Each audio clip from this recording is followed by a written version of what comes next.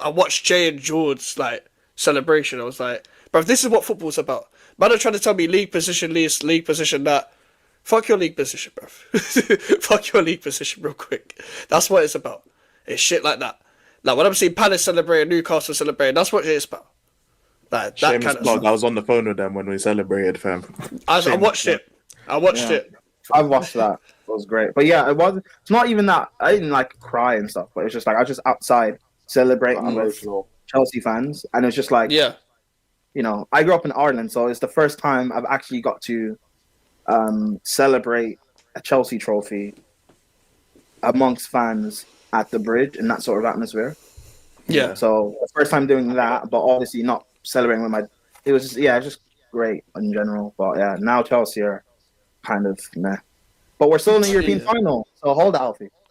Anyways, I was going to say as well that I had like a similar moment back in 2017 when we beat you guys in the FA Cup final. Prime. I found out that my best friend had died a week before, and he was a massive Arsenal fan as well.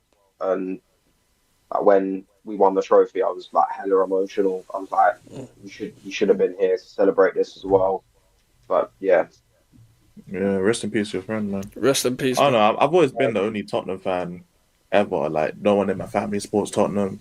None of my friends support Tottenham. Like, it's always just been me in it. So I don't really have like. Obviously, when we celebrate the trophy, now I have people to celebrate it with. But if I wasn't doing football YouTube and we'd won the trophy, I wouldn't have anyone to celebrate it with. I'd just be like, I'm happy, move on. So it was nice that this kind of timelines happen because I have people who I can celebrate with, and it's nice. But I've never had any other Tottenham supporting friends, no Tottenham supporting family. Like it's literally just me. So I haven't really had anyone else to experience. maybe that's why you're so calm then, because like Jay is on smoke but you're not, and maybe that's because of that. It could be, yeah. To be fair, yeah, could be. I'm just kind of used to it. Probably. To be fair, I don't have any West Ham friends. Like any close West Ham friends. Like the people that I knew that were West Ham friends, like they're the people that you have on social media that you're probably never gonna see again, but you saw like time ago. You just have them on social media because you knew each other once. Them kind of people. Like I have them kind of people. Like not. And when like growing up in Chadwell Heath, I grew up with West Ham. There's West Ham people around me, but like wasn't friends with them. Like it's mainly through family. So when I'd celebrate a conference league win, my mum was like to me, "If you're gonna cry, just cry." And I was like, I literally cannot cry. Like, what do you mean? Like, if I was going to cry about a win, I would just cry. I would just cry. But like, I don't know. It was so draining. Like, it was so emotionally draining when you win, like you finally win something. Like I was so nervous against Alkmaar and Fiorentina, like the semi-final and the final, that by the time it got to the final whistle, I was just drained. I just wanted to lay on the floor at that point because I was so tired that it was finally over. I just wanted to lay on my living room floor and just look up. That's all I wanted to do because I didn't have the energy anymore. All my energy went into being nervous and drunk, to be honest, because I was trying to drink the fucking nerves away, and it did not help. It didn't help. It did not help at all. But yeah, that's what that's the kind of shit football's all about. Crucial moments and shit. Also, by the way, Alfie, you're getting questioned in the chat. So, Yeah, what do you mean 06? How old was you in 06? Let's end this now. This fraud line about remembering games and seasons. Absolute fraud with fraud takes. Like Savion Savino. Dave said Bobby Charlton typer. Wait, what question was that? Because that was most of them like, was it like nearly cried about football? And Alfie said 06, I think. Yeah, and I was like, and we were like, yo, '06, bro. Like, come on, fam. bro doesn't even remember them years, fam, being alive. Let's be real, fam. Let's be real. I said, facts day, fucking Endrick over here. I said, I bet you remember the Blitz in World War II as well. Oh my days, man. But what or who made you support Tottenham? With my youngest son, it was Ericsson. For me, it was Gareth Bale. He's the first person I saw. The person who solidified it was Andros Townsend, but Gareth Bale made me support Tottenham in the first place. How come Andros Townsend? That's an interesting one. Basically, I was watching like I already liked Tottenham because of Bale, but I never really watched football. I just like playing it, so wasn't really a Tottenham supporter. I just liked Tottenham more than any other team. But basically, I was watching an England game, and Andros Townsend was playing, and he basically had a thing. It was so Bale-esque, like he was playing on the right, but he was left-footed. So Yeah. basically, dribble past couple man, cut in. Oh, the goal Crazy against long shot. Montenegro, innit? I think it was that, yeah. Yeah. Like, crazy goal. It was either that or no. I mean, it was either that or it was a shot that hit the crossbar. I forget what it was, but it just reminded me of Bale. So I was like, oh shit, who's this guy in it? And then it was Andros Townsend. He played for Tottenham as well, but obviously he was getting loaned out. His parent club was Tottenham. And it just reminded us like, yo, this guy is cold. He reminds me of Bale. He plays for Tottenham as well. It can't be a coincidence, innit? And I just started following properly from there. But yeah, it was Bale originally that, yeah, he was just too good, bro.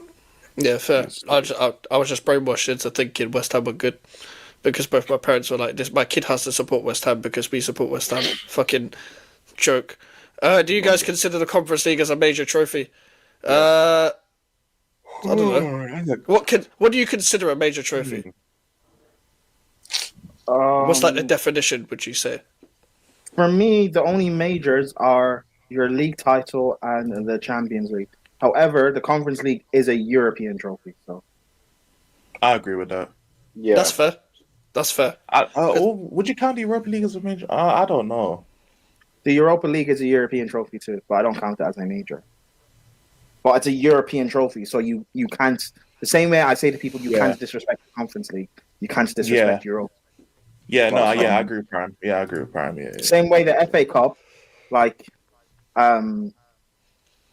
obviously I think it's the biggest domestic cup competition in the world, if I'm not too sure. Yeah, but regardless, I wouldn't put the FA Cup on the same pedestal of a Champions League or a league title. No. However, it still is a big trophy. It's nothing to snooze at, but it's just not. It's like it's not the Carabao Cup, innit? Like it's not. I mean, I don't even think the Carabao Cup is something to laugh at. Certain clubs can't win a Carabao Cup.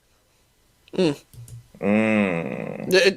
I don't think. Can I be honest? I think after us 2 years ago, I'm not trying to make it about West Ham, by the way. Us 2 years ago, and this season, 3 teams breaking their trophy drought. Hopefully, more people. We're never going to unanimously agree on anything in football, but hopefully, more people can realise why every trophy is so fucking important. Because if you can't win the Premier League, go and win something else. If you're in that competition, I think in a way, like having Man City be so dominant, well, I guess Man City and Liverpool being so dominant, and then before that, we had obviously sprinkles of Chelsea in there as well, both domestically and in Europe. But then the Man United and the Arsenal kind of thing, it's like I think people have just gotten so used to in the Premier League, like the top teams winning everything, to where like the clubs that don't win anything, they've sort of kind of just lost like touch with what it actually means, innit? And it's like, even me, to be fair, like I couldn't imagine what it would be like to win a trophy. I thought I'd just be like, all right, cool, it's whatever. But actually going through the process of going like through each stage and getting to the final and then actually winning, it's like, I found out first in 2019 what it was like, because we got to the final, the way we beat Ajax, just to lose, like it was the soul destroying thing ever. And then to actually repeat the process and win this time, it's like, like winning trophies is where it's at, bro. I can't like. Yeah, honestly. How many times am I going to finish in the top 4, bro? Like I did it. We did it like 6-7 times. Like finishing top 4 doesn't actually mean much in the grand scheme of things. Yeah. So yeah, just winning a trophy is crazy. Think about it, yeah. Look at the way Newcastle celebrate finishing top 4 compared to when they celebrate finishing it, like winning the Carabao Cup. Look at the difference. They loved finishing in top 4, but they loved winning the Carabao Cup. So this like whole 75 top 4 people versus the Carabao Cup thing is fucking bollocks. Bollocks discussion. Fucking stupid. Yeah, it's a trophy. Apparently, it was estimated they were estimating about 500,000 people turn up for the Tottenham parade. That's mad. Like 500,000 people. Like 500,000 people ain't turning up for top 4. I'll tell you that for free. Yeah, they're not turning up. Can I also just say as well? I don't like we joke about fan bases. Like everyone has a big core fan base. Don't get me wrong, but when you see it, the way to see it properly is that when you see a parade. Like we took over basically like a whole corner of London when we did a parade. That whole corner of East London, like we took over East London. You could only see a sea of claret and blue. It must have been like that today for Tottenham, where it's like you saw a whole like North London was white. Like you could just see a sea of white. Like you see it like in Newcastle in their city.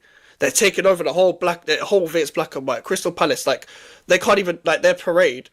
The council have done them dirty. It can only go to a certain part, but they're still going to make the whole of South London red and blue.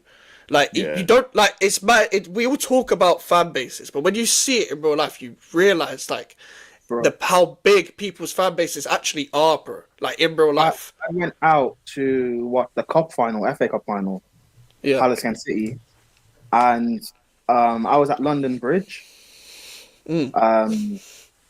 Not saying where I watched stuff at because but I was at London Bridge, and I didn't see, like, people can say laugh at City, but I wasn't seeing City fans there really. I was seeing Palace fans in the pub, and I was like, bro, this is crazy.